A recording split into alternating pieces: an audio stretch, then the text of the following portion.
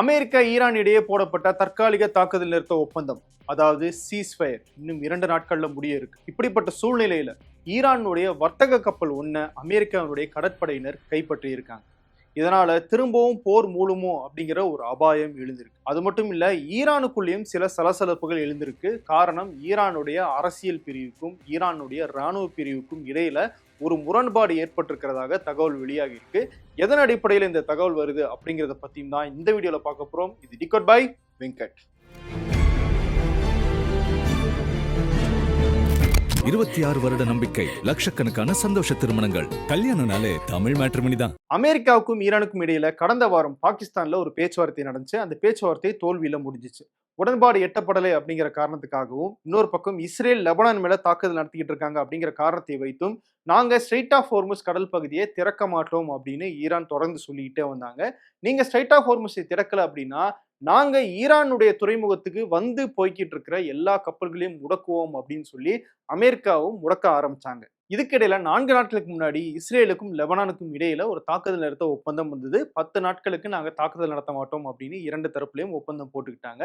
அதன் அடிப்படையில ஈரான் நாங்க ஸ்ட்ரெய்ட் ஆஃப் ஹோர்முஸை திறக்கிறோம் அப்படின்னு அறிவிக்கிறாங்க. அந்த அறிவிப்பை செய்தது ஈரானுடைய வெளியுறவுத்துறை அமைச்சர் அப்பாஸ் அராக்சி. அராக்சி போட்ட அந்த ட்வீட் தான் ஈரான் அரசியல்ல ஒரு சலசலப்பை ஏற்படுத்துச்சு. அது ஏன் அப்படிங்கறத நான் பின்னாடி சொல்றேன். சரி, ஈரான் தான் ஸ்ட்ரெய்ட் ஆஃப் ஹோர்முஸை திறந்துட்டாங்களே, அப்போ அமெரிக்காவும் இனிமேல் ஈரானுடைய கப்பல்களை முடக்க மாட்டாங்க அப்படின்னு தான் உலகமே எதிர்பார்த்தது. ஆனா டொனால்ட் ட்ரம்ப் என்ன சொல்லிட்டாரு, ஈரான் பேச்சுவார்த்தையில நாங்க சொல்ற விஷயங்களுக்கு ஓகே சொல்ற வரைக்கும் நாங்க ஈரானுடைய கப்பல்களை முடக்கிறத நிறுத்த மாட்டோம் அப்படின்னு அவர் தன்னுடைய ட்ரூத் சோஷியல் மீடியால பதிவிட்டுட்டாரு. இது ஈரானுக்குள்ள இருக்கிற ஐஆர்ஜிசி அப்படிங்கிற ஈரானுடைய சிறப்பு காவல் படை அவங்கள கொதிப்படைய செஞ்சிருச்சு. அவங்க என்ன சொல்றாங்க, அமெரிக்கா ஈரானுடைய கப்பல்களை தொடர்ந்து முடக்கிறதை நிறுத்துற வரைக்கும் நாங்க ஸ்ட்ரெய்ட் ஆஃப் ஹோர்முஸை திறக்க போறது கிடையாது. அதனால ஸ்ட்ரெய்ட் ஆஃப் ஹோர்முஸை இந்த நொடி முதலே மூடுறோம் அப்படின்னு அறிவிக்கிறாங்க. இதுல நீங்க ஒரு விஷயத்தை நோட் பண்ணீங்களா? நாங்க ஸ்ட்ரெய்ட் ஆஃப் ஹோர்முஸை திறக்கிறோம் அப்படின்னு ஈரான் சார்பில் அறிவிச்சது ஈரானுடைய வெளியுறவுத்துறை அமைச்சர் அப்பாஸ் அராக்சி. சரி, நாங்க இந்த ஸ்ட்ரெய்ட் ஆஃப் ஹோர்முஸை மூடுறோம் அப்படிங்கிறதையும் அவர் தானே அறிவிச்சிருக்கணும். ஆனால் அவர் அறிவிக்கல. ஈரானுடைய ஐஆர்ஜிசி படையினர் தான் உடனடியாக அந்த ஸ்ட்ரெய்ட் ஆஃப் ஹோர்முஸை முடக்கி கப்பல்களை எல்லாம் திருப்பி அனுப்புறாங்க. ஏன் அப்பாஸ் அராக்சி பதில் சொல்லல? இப்போ வரைக்கும், அதாவது ஸ்ட்ரெய்ட் ஆஃப் ஹோர்முஸை நாங்க திறக்கிறோம் அப்படின்னு அப்பாஸ் அராக்சி அறிவிச்சு 2 நாட்கள் ஆகுது. அதன் பிறகு ஐஆர்ஜிசி அதை முடக்கிட்டாங்க. இப்போ வரைக்கும் நாங்க ஸ்ட்ரெய்ட் ஆஃப் ஹோர்முஸை மூடுறோம் அப்படின்னு சொல்லி அராக்சி கிட்ட இருந்து ஒரு ட்வீட்டோ ஒரு அறிக்கையோ கூட வெளியே வரல. ஐஆர்ஜிசி கப்பல்களை முடக்க தொடங்கினதுக்கு பிறகு பல மணி நேரங்கள் கழிச்சு தான் ஈரான் நாடாளுமன்றத்தினுடைய சபாநாயகர், இவர் தான் பாகிஸ்தான்ல அமெரிக்காவோட பேச்சுவார்த்தைக்கு ஈரான் தரப்புல தலைமை தாங்கினவர், அவரு ஒரு ட்வீட்டை போடுறாரு, நாங்க ஸ்ட்ரெய்ட் ஆஃப் ஹோர்முஸை மூடுறோம் அப்படின்னு. ஏன் இவ்வளவு தூரம் தாமதம்? ஏன் ஈரானுடைய அரசியல் தலைமைக்கும் ஈரானுடைய ராணுவ தலைமைக்கும் இடையில ஒரு முரண்பாடு இருக்கு அப்படிங்கிற கேள்வி இப்போ சர்வதேச அளவுல எழுந்திருக்கு. ஈரான் போர் தொடர்பான நம்மளுடைய டீகோட் வீடியோவை முதல்ல இருந்தே பார்த்துக்கிட்டு இருக்கவங்களுக்கு ஒரு விஷயத்தை நான் தெளிவா சொல்லியிருப்பேன். என்னைக்கு சுப்ரீம் லீடர் அயத்தொல்லா அலி கமேனியை அமெரிக்காவும் இஸ்ரேலும் சேர்ந்து கொன்னாங்களோ, அன்னையிலிருந்தே ஈரான் தொடர்பான அவங்களுடைய பாதுகாப்பு ராணுவ நடவடிக்கைகள் எல்லாமே ஐஆர்ஜிசி அப்படிங்கிற அந்த சிறப்பு படையினுடைய கண்ட்ரோலுக்கு போயிருச்சு. அவங்க தான் ஈரானுடைய பாதுகாப்பு விஷயங்கள் தொடர்பான முடிவுகளை எடுக்கிறாங்க அப்படின்னு சொல்லியிருந்தேன்.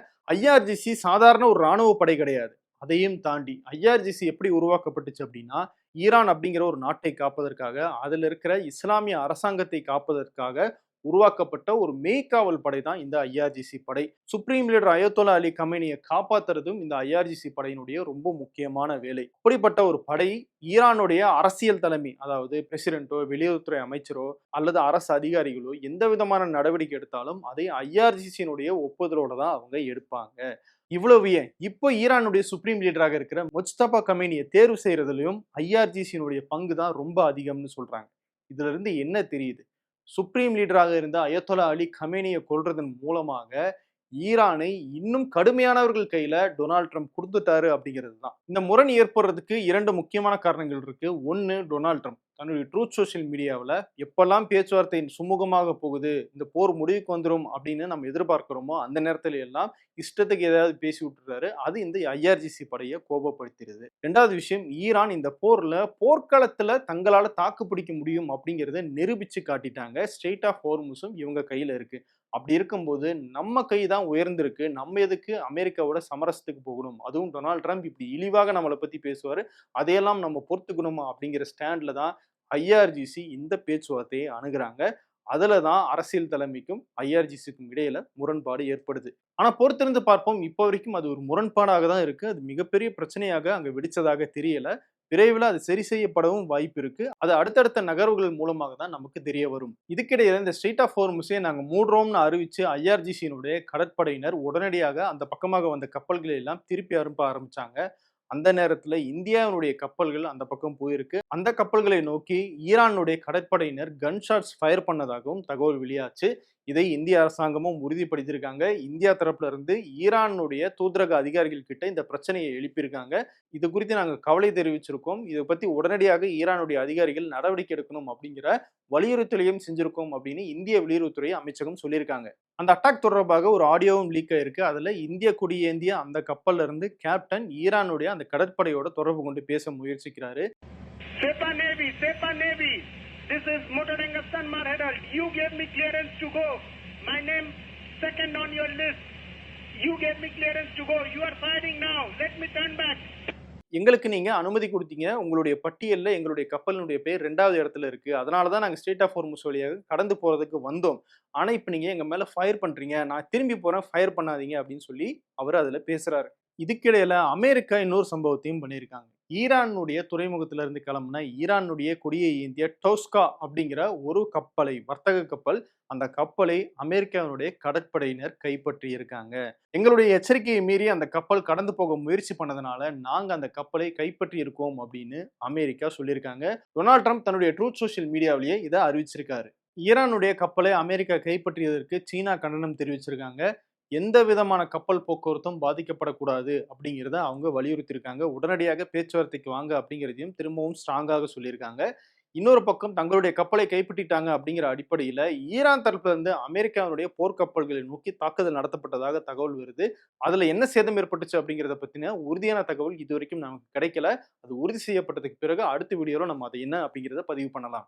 இப்படிப்பட்ட பதற்றமான சூழ்நிலையில அமெரிக்காவுக்கும் ஈரானுக்கும் இடையில பாகிஸ்தான்ல திரும்பவும் பேச்சுவார்த்தை நடக்க போறதாகவும் அதுல அமெரிக்காவுடைய பிரதிநிதிகள் பங்கேற்க போறதாகவும் டொனால்ட் ட்ரம்ப் அறிவிச்சிருக்காரு. ஆனா ஈரான் தரப்புல நாங்க பேச்சுவார்த்தையில பங்கேற்கல அப்படின்னு அறிவிச்சிருக்காங்க. காரணம், எங்களை பிளாக்மெயில் பண்ணி எங்களை ப்ரெஷர் பண்ணி இந்த பேச்சுவார்த்தைக்கு வர வைக்கிற அந்த டெக்னிக் எல்லாம் இனிமேலும் ஒர்க் ஆகாது. பேச்சுவார்த்தை அப்படிங்கிறது அப்படி நடத்தப்படக்கூடாது. அமெரிக்காவுக்கும் ஈரானுக்கும் இடையில 2 முறை பேச்சுவார்த்தை நடந்தது. 2 முறையும் அமெரிக்காவும் இஸ்ரேலும் சேர்ந்து எங்க மேல தாக்குதல் நடத்தினாங்க. அதனால இந்த முறை நாங்க அமெரிக்காவை நம்பி பேச்சுவார்த்தைக்கு போறதுக்கு ரெடியாக இல்ல. அமெரிக்காவும் எங்க மேல தாக்குதல் நடத்தி எங்களை அழிக்க முடியாது அப்படின்னு தோல்வியை உணர்ந்த பிறகும் அவங்க ஒரு பாடம் கத்துக்கல. அதனால நாங்க பேச்சுவார்த்தைக்கு போல அப்படின்னு ஈரான் தரப்புல சொல்றாங்க. குறிப்பா ஈரானுடைய கப்பல்களை தொடர்ந்து முடக்குறாங்க. ஒரு கப்பலை கைப்பற்றி இருக்காங்க. இந்த மாதிரியான சிச்சுவேஷன்ல நாங்க எப்படி பேச்சுவார்த்தைக்கு போக முடியும் அப்படின்னு ஈரான் தரப்புல கேட்கிறாங்க.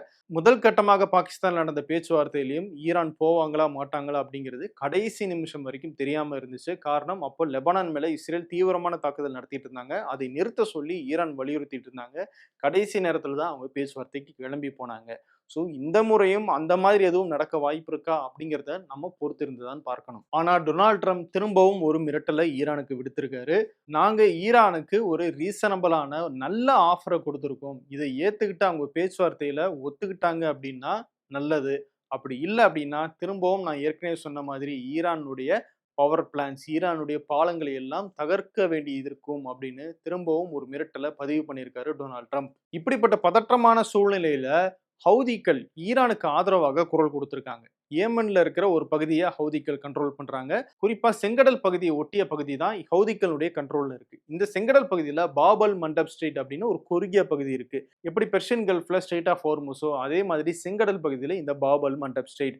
அந்த பாபல் மண்டப் ஸ்ட்ரெய்ட் வழியாக போகிற கப்பல்களை நாங்க முடக்குவோம். டொனால்ட் ட்ரம்ப் தன்னுடைய மிரட்டலையும் ஈரானுடைய கப்பல்களை முடக்கிறதையும் உடனடியாக நிறுத்தல அப்படின்னா அந்த பாபல் மண்டப் ஸ்ட்ரீட்டை முடக்குவோம் அப்படின்னு ஹவுதிகள் எச்சரிச்சிருக்காங்க. அப்படி அந்த கடல் பகுதியும் முடக்கப்பட்டுச்சு அப்படின்னா உலகத்தினுடைய 2 முக்கியமான வர்த்தக போக்குவரத்து பாதைகள் பாதிக்கப்படும். இதனால உலகம் முழுக்க பொருளாதார பிரச்சனைகள் ஏற்படுறதுக்கான வாய்ப்பு இருக்கு. நமக்கு கேஸ் உட்பட பல்வேறு பொருட்கள் வராம போகும். ஐரோப்பிய நாடுகளுக்கும் இதுல கடுமையான பாதிப்புகள் ஏற்படும். இப்படிப்பட்ட சூழல்ல அமெரிக்காவுக்கும் ஈரானுக்கும் இடையில எப்படியாவது பேச்சுவார்த்தையை நடத்தி அங்க ஒரு சுமூகமான முடிவை எட்ட வச்சிடலாம் அப்படின்னு பாகிஸ்தானும் தீவிரமாக முயற்சிக்கிறாங்க. ஆனா இன்னொரு பக்கம் டொனால்ட் ட்ரம்ப் அது எப்படின்னு இதுல லைட் எரியும் அப்படின்னு பெட்ரோமேக்ஸ் லைட்டை உடைக்கிற மாதிரி தன்னுடைய ட்ரூத் சோஷியல் மீடியாவில் இஷ்டத்துக்கு எதையாவது பேசி திரும்பவும் பிரச்சனையை பூதாகரமாக்கிறாரு. இன்னொரு பக்கம் இஸ்ரேல் லெபனான் மேல தாக்குதல் நடத்த மாட்டோம் அப்படின்னு தற்காலிக தாக்குதல் நிறுத்த ஒப்பந்தத்துல கையெழுத்திட்டு இருந்தாலும் தெற்கு லெபனான் அதாவது ஹெஸ்போலா இருக்க பகுதிகளில் தாக்குதல் நடந்துகிட்டு தான் இருக்கு அப்படிங்கிற தகவல் வந்துகிட்டே இருக்கு. ஸோ இதையும் ஈரான் ஒரு காரணமாக காட்டுறாங்க இந்த பேச்சுவார்த்தைக்கு வராததுக்கு. பார்ப்போம், இன்னும் 2 நாட்கள் தான் இருக்கு இந்த தற்காலிக தாக்குதல் நிறுத்தம் முடிவடைகிறதுக்கு. அதுக்குள்ள சுமூகமான முடிவு எட்டப்படுதா, இல்ல திரும்பவும் தற்காலிக தாக்குதல் நிறுத்தம் நீட்டிக்கப்படுதா, இல்லை போர்க்களத்துக்கு இந்த 2 நாடுகளும் திரும்பவும் போறாங்களா அப்படிங்கிறத நம்ம பொறுத்திருந்து தான் பார்க்கணும். அதை பத்தியெல்லாம் நம்ம அடுத்த வீடியோல பார்க்கலாம். தொடர்ந்து டீகோ நிகழ்ச்சிக்கு ஆதரவு கொடுங்க. நன்றி.